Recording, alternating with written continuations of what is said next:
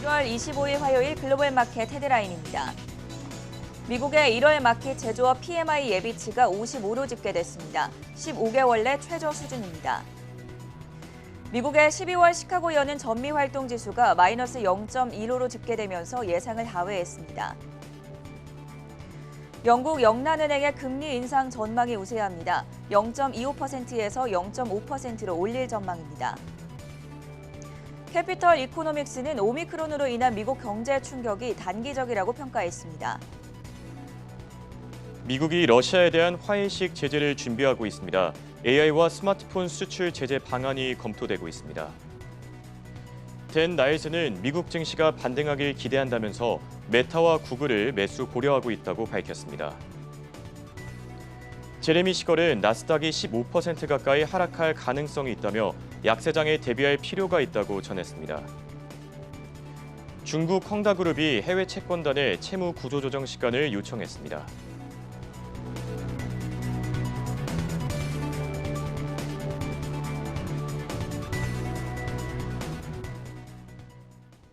네, 여러분 안녕하십니까? 화요일 굿모닝 한경 글로벌 마켓의 전세원입니다. 안녕하십니까? 홍성진입니다. 장 마감까지 30분 정도를 남겨두고 있는 현지 시간 월요일 미국 증시가 일제히 하락하고 있습니다. 장중한 때는 다우지수가 1000포인트 넘게 급락하기도 했었고 S&P 500 지수는 전고점 대비 10% 이상 떨어지면서 본격적인 조정장에 들어섰다는 평가가 나왔는데요. 지금은 다행스럽게도 3대 지수가 낙폭을 많이 회복하고 있습니다. 네, 아무래도 FOMC 회의 결과가 이제 이틀 앞으로 다가온 만큼 이 증시 변동성도 확대되고 있는 상황인데 여기에 러시아 쪽의 지정학적 리스크까지 대두되면서 현재 다우지수는 7거래일 또 나스닥과 S&P 500 지수는 5거래일 연속 하락세를 이어가고 있습니다. 그럼 밤사이 나왔던 자세한 소식들 바로 살펴보겠습니다. 굿모닝 한경 글로벌 마켓 지금 시작합니다.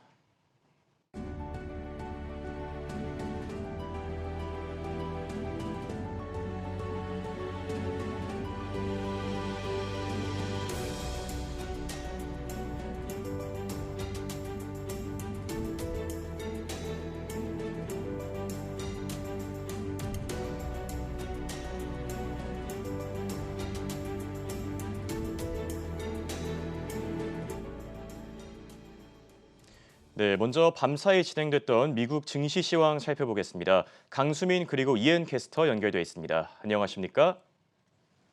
네, 먼저 강수민 캐스터 밤사이 나왔던 미국 증시 시황 짚어주시죠. 네, 현지 시간 1월 24일 월요일 마감까지 30분을 남겨두고 있는 미증시 시황 전해드리겠습니다. 연준의 긴축 우려와 우크라이나를 둘러싼 지정학적 리스크를 주시한 가운데 3대 지수가 일제히 하락하고 있습니다. 다우지수가 0.6% 떨어지고 있고요. 기술주 중심의 나스닥 지수가 1% 넘게 또 S&P 500 지수도 0.7% 내림세를 나타내고 있습니다. 다우지수부터 살펴보겠습니다. 다우지수는 오늘 장중에 1000포인트 넘게 떨어졌습니다. 현재는 300포인트 넘게 떨어지고 있는데 7거래일 연속으로 하락하고 있습니다. 비자와 존슨앤존슨이 3%대 떨어지면서 다우지수 편입 종목 가운데 낙폭이 가장 크고요. 나스닥 지수도 살펴보겠습니다. 네, 나스닥 지수는 이번 달에만 13% 정도가 빠졌고요. 2008년 10월에 한 달간 17% 넘게 빠진 적이 있는데 그 기록에 가까워지고 있습니다. 오늘 대형 기술주들의 흐름이 좋지가 않습니다. 테슬라가 5% 넘게 빠지고 있고요. 애플과 알파벳이 2%대 하락하고 있고 아마존은 장중 52주 신저가를 기록하기도 했습니다. 나스닥 지수도 앞서 기술적 조정 단계에 진입을 했었는데 오늘은 장중에 S&P 500도 최고점 대비 10% 넘게 떨어지면서 조정 국면에 진입했습니다. 이번 달 초만 해도 S&P 500은 4,800선을 넘기도 했는데 현재는 4,300선 밑으로 내려오면서 이번 달에만 9%가 빠진 모습입니다. 한편 위험회피 심리가 커지면서 10년물 국채금리는 하락하고 있습니다. 현재 1.72% 부근에서 움직이고 있습니다. 오늘 장에서 투자자들은 현지 시간 25에서 26일에 진행되는 FOMC 정례회의와 또 빅테크 기업들의 실적 발표 그리고 러시아와 우크라이나를 둘러싼 전쟁 위험을 주시했습니다. 이어서 섹터별로 살펴보겠습니다. 오늘 장에서는 11개 섹터가 모두 하락하고 있습니다. 특히 유틸리티주가 가장 부진한 흐름을 나타내고 있고요. 모더나가 6% 넘게 또 화이자도 4% 넘게 떨어지면서 헬스케어주가 뒤를 이어 하락을 주도하고 있습니다. 네, 이어서 개별 특징주 바로 살펴보도록 하겠습니다. 먼저 넷플릭스인데요. 투자 의견 하향이 이어지고 있습니다. 오늘은 제프리스가 넷플릭스에 대한 투자 의견을 매수에서 중립으로 하향 조정했습니다. 제프리스는 당분간 넷플릭스 주가가 반등하긴 어려울 것으로 내다봤고요. 스트리밍 대신에 비디오 게임 중심으로 사업 모델을 바꾸는 것을 조언했습니다. 해당 소식에 오늘장 넷플릭스는 4% 넘게 떨어지고 있고 다시 한번 장중 52주 신저가를 기록했습니다. 이어서 자동차 업체 흐름 살펴보겠습니다. 제너럴 모터스는 65억 달러를 투자하여 미시간에 2개의 공장을 짓고 4,000개의 일자리를 창출할 계획입니다. 다만 이와 관련 없이 오늘장 3% 넘게 떨어지고 있습니다. 이어서 포드 살펴보겠습니다. 포드가 지난해 출시한 픽업 트럭인 매버릭에 대한 주문을 받지 않겠다고 밝혔습니다. 공급이 수요를 따라갈 수가 없어서 올해 여름부터 2023년형 매버릭 주문을 재개할 예정이고요. 오늘장 포드는 3% 넘는 내림세를 나타내고 있습니다. 전기차 스타트업들도 부진한 흐름을 나타내고 있습니다. 리비안과 로즈타운 모터스, 패러데이 퓨처, 니오와 니콜라, 카누, 그리고 일렉트릭 라스트 마일 솔루션즈 모두 장중 52주 신저가를 기록했습니다. 심지어 리비안은 장중 60달러 밑으로 떨어지면서 처음으로 지난 11월 공모가보다도 낮은 수준을 나타냈고요. 현재는 4% 넘게 떨어지고 있습니다. 매도세가 이어지면서 전기차 스타트업들의 낙폭이 전체 시장 낙폭보다도 큰 상황입니다. 이어서 보잉도 살펴보겠습니다. 보잉이 무인 에어택시 벤처기업인 위스크에 4억 5천만 달러, 우리 돈으로는 약 5,380억 원을 추가 투자했다고 밝혔습니다. 보잉 측은 위스크의 항공기는 미국에서 승인을 받는 첫 자율주행 승객 탑승 항공기가 될 것이라고 전했고요. 이와 상관없이 오늘장 2% 넘는 내림세를 나타내고 있습니다. 이어서 윈 리조트 살펴보겠습니다. 윈 리조트가 자사의 온라인 스포츠 베팅 부분을 5억 달러의 주식 매각을 할 것이라는 계획을 내놨는데요. 오늘장 윈 리조트 2% 넘게 떨어지고 있습니다. UBS가 폭스에 대한 투자 의견을 중립에서 매수로 상향 조정했습니다. 폭스가 스포츠 베팅 시장에서 허가를 받을 계획이라고 밝혔기 때문인데 스포츠 베팅이 폭스의 핵심 사업이 될 것으로 예측했습니다. 오늘장 폭스는 3% 넘는 오름세를 나타내고 있습니다. 펠로톤 지분 5% 미만을 보유하고 있는 행동주의 펀드인 이 블랙 웰스 캐피털이 펠로톤 CEO의 사임과 회사 매각을 요구했습니다. 애플 등의 빅테크나 나이키 등의 피트니스 기업에게 펠로톤은 매력적인 인수합병 타겟이 될 것으로 전망했고요. 오늘장 펠로톤은 8% 넘는 오름세를 나타내고 있습니다. 마지막으로 비트코인 소식 살펴보겠습니다. 매도세가 이어지면서 비트코인 가격이 지난 7월 이후 최저치로 떨어졌습니다. 장중에 33,000달러 선까지 내려왔는데 사상 최고점에서 50% 정도 떨어진 것으로 보면 될 것 같고요. 가상화폐 관련주들이 타격을 받고 있습니다. 코인베이스가 2.6% 내림세를 나타내고 있고요. 또 이더리움도 1% 넘게 떨어지고 있습니다. 장중에 2,200달러 선까지 내려왔고요. 비트코인 관련해서 더 자세한 내용은 ETF 시황에서 살펴보도록 하겠습니다. 이어서 국제유가 살펴보겠습니다. 달러와 강세와 또 연준의 조기 긴축 우려를 주시한 가운데 국제유가가 하락하고 있습니다. 오늘장 WTI는 2.6% 떨어지면서 82달러 선에서 또 브렌트유는 2.3% 하락하면서 85달러 선에 거래되고 있고요. 마지막으로 금 가격도 살펴보겠습니다. 우크라이나의 지정학적인 긴장감을 주시한 가운데 안전자선 선호 심리에 따라서 금 가격은 상승하고 있습니다. 0.3.8% 상승하면서 1,838달러 선에 거래되고 있고요. 또 투자자들은 다가오는 FOMC 정례회의도 주시하고 있습니다. 지금까지 미국 증시 시황 전해드렸고요. ETF 시황의 이엔 캐스터 전해드립니다. 간밤 ETF 흐름을 한눈에 짚어드리는 ETF 시황 시간입니다. 오늘은 어떤 ETF가 상승 그리고 하락했는지 살펴보시죠. 먼저 상승 종목입니다. 오늘장 캐시우드가 보유한 종목들 내리고 있습니다. 테슬라는 약 6% 빠지고 있는데요. 텔라도켈스도 한때 7%까지 내렸다가 지금은 하락폭을 만회해 보합권에서 움직이고 있습니다. 따라서 캐시우드의 아크이노베이션 ETF도 우하향 곡선 그리고 있는데요. 오늘 장중에 52주 신저가를 기록하기도 했습니다. 관련 ETF로 아크이노베이션을 역으로 따라가고 있는 SARK 살펴보시죠. 티커명 SARK인 터틀캐피탈 쇼트 이노베이션 ETF는 터틀 택티컬 매니지먼트에서 운용 중인데요. 장중에 약 9%까지 올랐는데요. 현재는 상승폭을 줄이고 보합권에서 움직이고 있습니다. 이번에는 하락 ETF입니다. 비트코인은 최근 5일 동안 약 14%나 빠졌습니다. 비트코인은 최근 기술주와 비슷하게 움직이고 있는데요. 연준이 금리 인상을 시사하자 빠지고 있습니다. 이외에도 러시아가 가상화폐 사용과 채굴을 금지한 바 있고 또 미 증권거래위원회가 비트코인 현물 ETF 승인을 거절한 점이 악재로 작용했습니다. 오늘 장중 한때 33,000달러 선까지 내려갔는데요. 지금은 하락을 만회하고 약 35,000달러에서 거래되고 있습니다. 하지만 비트코인과 밀접한 관계가 있는 코인베이스, 라이엇 블록체인, 메러선 디지털 홀딩스는 아직 우하향 곡선 그리고 있는데요. 따라서 관련 ETF도 내리고 있습니다. 바네크 디지털 트랜스포메이션 ETF는 바네크에서 운용하고 있는데요. 티커명 DAPP인 해당 ETF는 가상화폐 관련 기업에 투자하고 있습니다. 오늘장 5.75% 내리고 있고요. 다른 블록체인 관련 ETF도 이렇게 내림세 보이고 있습니다. 현지 시각 23일인 어제 미 국무부는 우크라이나 내 미국 대사관 가족 직원들에게 철수를 명령했는데요. 그러면서 러시아가 우크라이나를 겨냥해 상당한 군사행동을 계획 중이라는 보고가 있었다고 밝히기도 했습니다.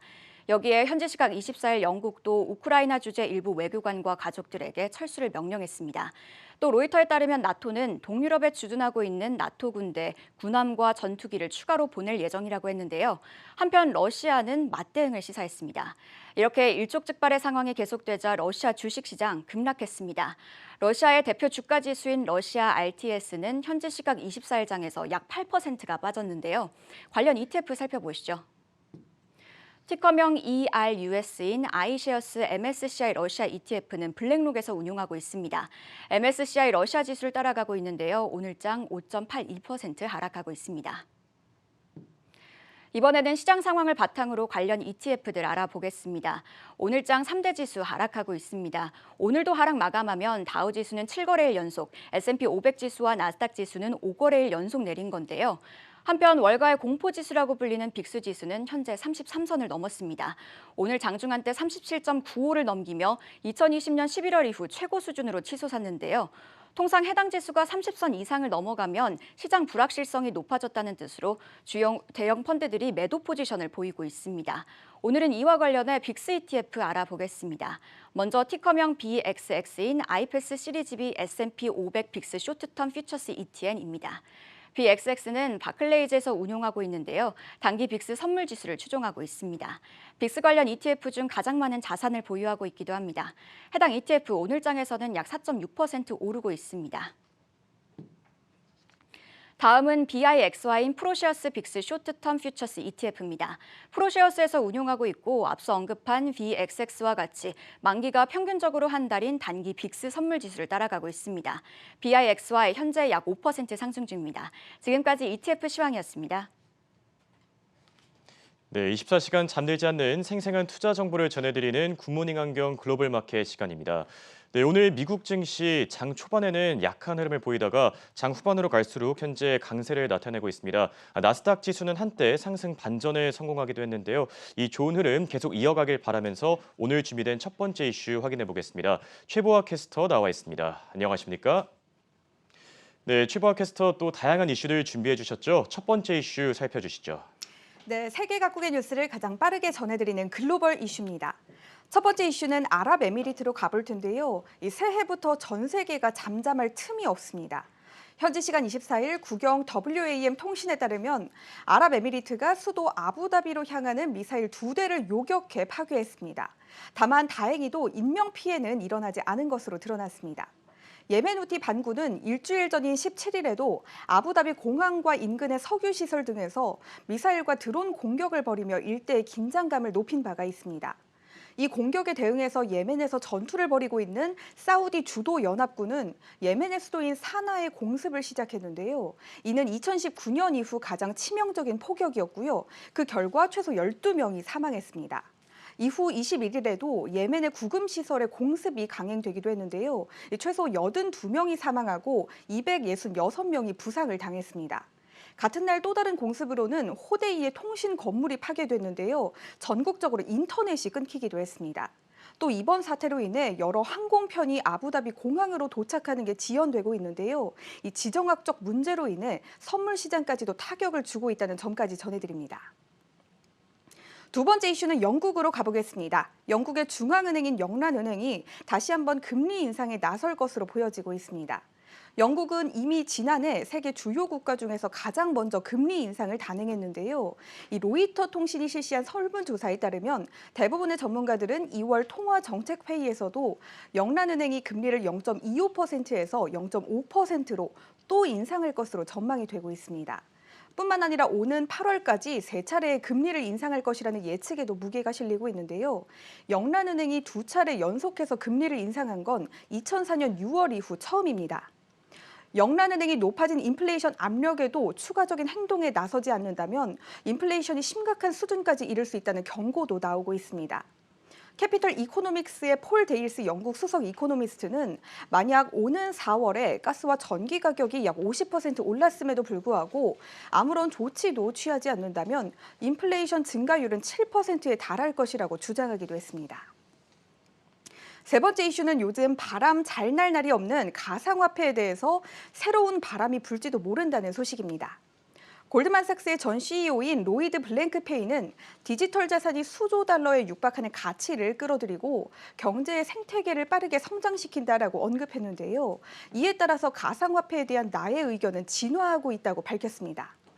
현지 시간 24일 CNBC를 통해 무슨 일이 일어나고 있나라고 주변을 돌아봤을 때 바로 가상화폐가 움직임을 일으키고 있다라고 말했습니다. 많은 전문가들의 비관론과는 다르게 블랭크페이는 가상화폐 시장을 물에 비유를 하면서 다들 곧 저 물에서 사용할 노를 갖고 싶겠죠라는 표현을 덧붙이기도 했습니다.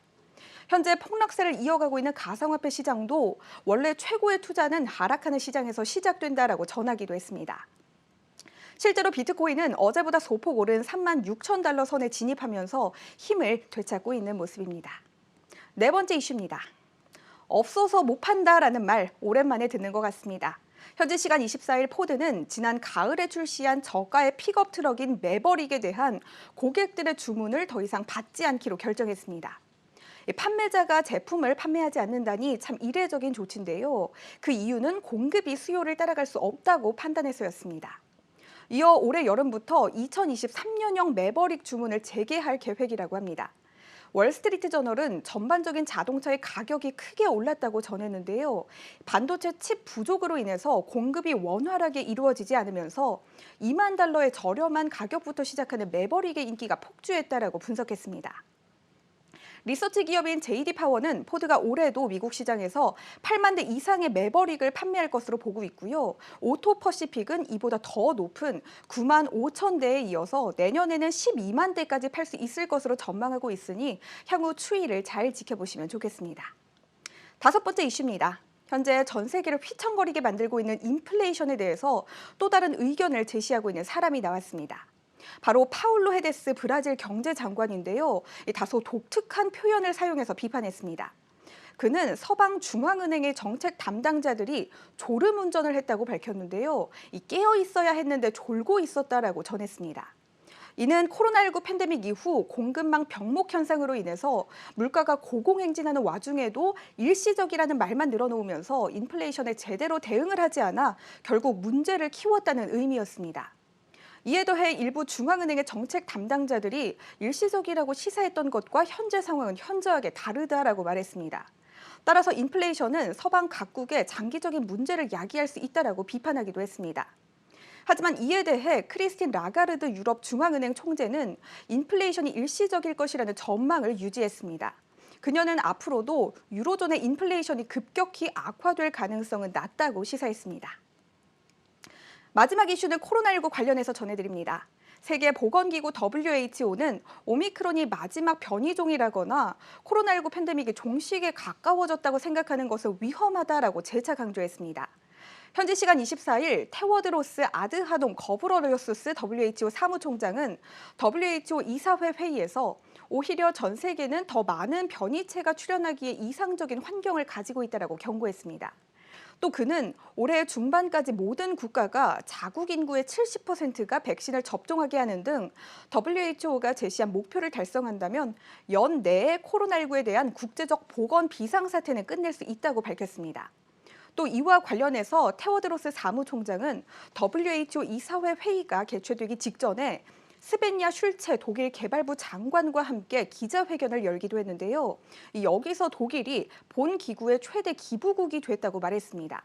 이전까지는 WHO 회원국 중 재정적으로 가장 많이 기여한 국가는 미국이었습니다. 하지만 도널드 트럼프 전 미국 대통령 때 미국은 WHO의 코로나19 대응에 대한 불만으로 문제를 제기하며 탈퇴를 선언했고요. 이후 취임한 조 바이든 대통령은 WHO 복귀를 지시한 상태입니다.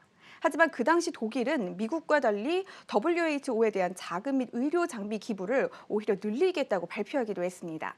마지막으로 WHO 이사회 회의는 현지 시간 24일 개막해서요. 닷새간 일정으로 진행될 예정입니다.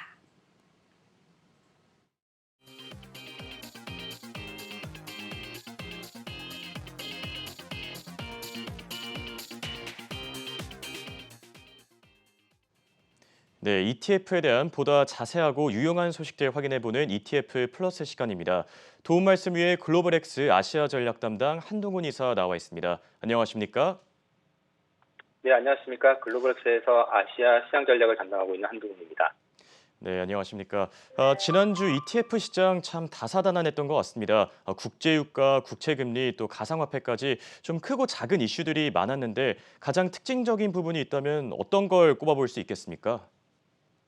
네, 특징적으로 한 세 가지 정도를 볼 수 있을 것 같은데요. 먼저 최근 일주일 사이 가장 큰 이슈 중에 하나가 결국은 여러 가지 주식들도 많이 빠지고 했었지만 비트코인 선물 ETF인 비토가 지난 한 주 동안 11% 하락을 하는 등 관련된 ETF들이 하락폭이 상당히 컸었습니다. 그 이유가 여러 가지가 있었겠는데요. 가장 큰 이유 중에 하나는 결국은 금리 인상에 대한 불안감으로 전체적으로 위험 자산에 대한 그런 회피 측면에서 상당히 큰 그 매도세가 있었던 것 같습니다. 두 번째 이유로는 이제 비트코인 현물 ETF에 대한 승인 거부 소식이 있었는데요. 작년 3월에 승인 신청을 했었던 스카이브리지 스팟 비트코인 ETF가 몇 차례 승인 보류 또는 이러한 연기가 이어졌는데요. 이것들이 거의 1년 만에 미국 금융당국에서 거절을 당했습니다. 앞으로 현물 ETF가 실제로 상장하기 위해서는 시간이 좀 걸릴 것이라는 그런 전망이 같이 이어지고 있는 상황입니다. 세 번째로는 채굴 순위 3위 국가인 러시아의 중앙은행이 암호화폐에 대한 채굴과 거래에 대한 금지 필요성에 대한 리포트를 발간하면서 이것이 또 악재를 작용했고요. 이런 것들을 통해서 가격이 하락을 키웠는데 결국은 암호화폐 시장에서 최근 또 많은 그 인기를 끌고 있는 디파이 시장에 따른 청산 물량이 겹쳐지면서 암호화폐 하락폭은 계속해서 주말까지 이어졌습니다. 이와 관련해서 상당히 많은 ETF들이 하락을 하면서 최근 현재 시장에서도 4% 정도 하락을 하는 모습을 보고 있습니다. 반면에 최근 물가에 대한 우려감이 이어지고 있는 가운데 원자재 가격들도 가격들이 상승을 하고 있었는데요. 특히 은 같은 경우는 태양광 패널이나 전기차에도 쓰이는 재료로 이렇게 각광을 받고 있다 보니까 거기다가 이제 인플레이션 해지 역할까지 겹치면서 지난 한 주 동안의 우수한 성과를 보였습니다. 은 채굴 업체에 투자하고 있는 SIL 같은 경우가 플러스 4%의 성과를 보였었습니다. 그리고 이제 대표적인 원자재 국가 중에 하나인 브라질 같은 경우가 작년까지만 하더라도 코로나 대응 실패 이러한 것들 때문에 상당히 안 좋은 영향을 보였었죠. 헤아라도 부진했었고요.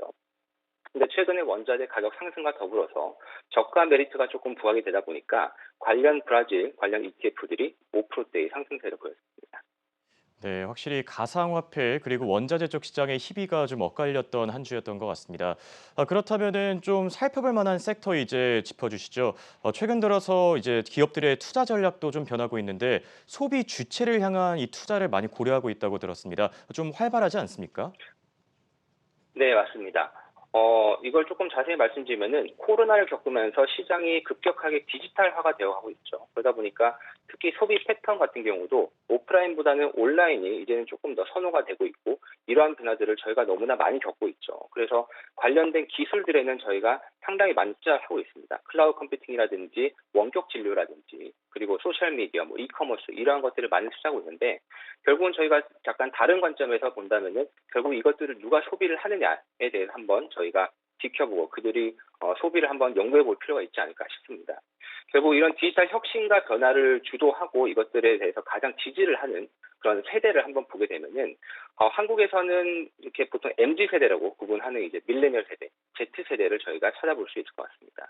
1980년대 이후에 채생제들을 보통 얘기를 하죠. 미국 같은 경우는 밀레니얼 세대, Z세대 중에서도 특히 밀레니얼 세대에 집중을 하고 있는데 이 세대가 81년생부터 한 97년도 요 정도를 얘기를 하고 있는데요. 이들 같은 경우는 대부분 이제 사회 초년생부터 왕성하게 경제 활동을 하고 있는 그러한 세대이다 보니까 이들의 소비 파워가 상당히 막강해지고 있습니다. 현재 미국을 포함해서 전 세계에서 인구수가 가장 많은 세대가 밀레니얼 세대이고요. 그리고 노동 인구 비중에서 본다면은 미국에서 가장 그 노동 인구 비중이 높은 세대가 밀레니얼 세대입니다. 현재 35% 정도를 차지하고 있는데 2030년도에는 한 70%까지 올라갈 것으로 예상을 하다 보니까 향후에 10년, 20년도의 그 시장을 봤을 때는 전 세계적으로 밀레니얼 세대의 소비가 아주 그 시장에서 큰 역할을 할 것으로 보입니다. 자, 이 MZ 세대의 영향력이 갈수록 커질 것 같습니다. 사실 저도 이제 MZ 세대에 속하는데 이들이 어떤 걸 좋아하는지 또 찾는지를 좀 파악한다면은 굉장히 좋은 투자 아이디어가 될 것 같습니다. ETF 시장 쪽 흐름은 어떻습니까? 네, 밀레니얼 세대에 대한 투자를 하기 위해서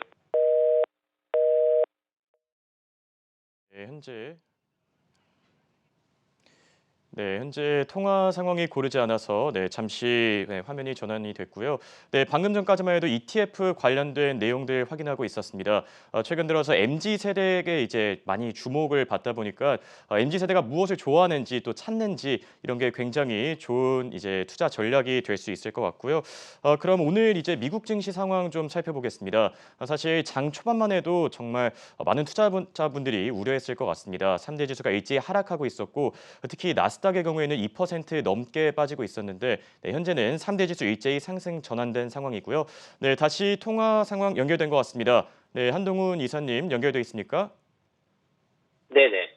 네, 그 다시 ETF 시장 아까 흐름 짚어주셨죠? 네네. 밀레니얼 세대에 대해 투자하는 방법이 여러 가지 있겠습니다만 ETF로 보는 것이 가장 쉽게 접근하실 수 있을 것 같습니다. 그래서 가장 투자하기 쉬운 ETF가 한 두 가지 정도가 있는데요. 첫 번째 같은 경우는 MILN, 밀레니얼의 말을 따서 MILN이 있고요. 그리고 밀레니얼 세대를 Y세대라고도 보통 부르거든요. 그러다 보니까 Gen Y라는 두 가지 ETF가 있습니다. 이 투자 대상은 세대별로 매출 비중을 봤을 때 밀레니얼 세대의 비중이 높은 그러한 기업들에 투자를 하는 특징이 있습니다. MILN 같은 경우는 규모가 한 2,200억 원 정도 수준에 있고요. 그리고 Gen Y 같은 경우는 한 1,200억 원 정도의 수준을 가지고 있습니다. 투자 대상 같은 경우는 MILN 같은 경우는 미국에 있는 대표적인 기업들에 투자를 많이 하고 있고요. Gen Y 같은 경우는 미국의 비중이 좀 높지만 그 외에도 글로벌 기업에 투자하는 그런 특징을 갖고 있습니다. 두 종목 다 동시에 보유를 하고 있는 그러한 종목들을 본다면은 알파벳이라든지 메타라든지 애플, 페이팔, 아마존 이러한 것들을 같이 가지고 있고요. 밀레니얼 같은 경우만 갖고 있는 그런 미국 기업으로는 나이키라든지 코스코, 스타벅스, 지금 블로그로 이름이 바뀐 스퀘어 그리고 트위터 같은 종목들이 있고요. Gen Y 같은 경우에는 한국 종목이죠. 아프리카 TV라든지 소니 이러한 종목들이 있는 것이 특징입니다. 성과적인 측면으로 봤을 때는 두 종목 모두 다 최근 발표되는 글로벌 소비 지표가 조금 부진하다 보니까 최근의 성과가 분명히 좋지는 않습니다. 하지만 장기적인 측면에서 봤을 때는 밀레니얼 세대의 장기적인 소비 그런 성장성을 비춰봤을 때 최근의 부진이 또 다른 기회를 가져다 줄 수 있지 않을까 생각이 듭니다. 네, 통화 도중에 잠시 연결 상황이 좋지 않았는데 3대 지수가 일제히 상승하면서 좀 놀라지 않았나 이렇게 생각이 들고요. 네, 지금까지 도움 말씀에 글로벌엑스 한동훈 이사였습니다. 감사합니다. 감사합니다. 네, 저희는 5시 30분부터 7시 30분까지 계속됩니다.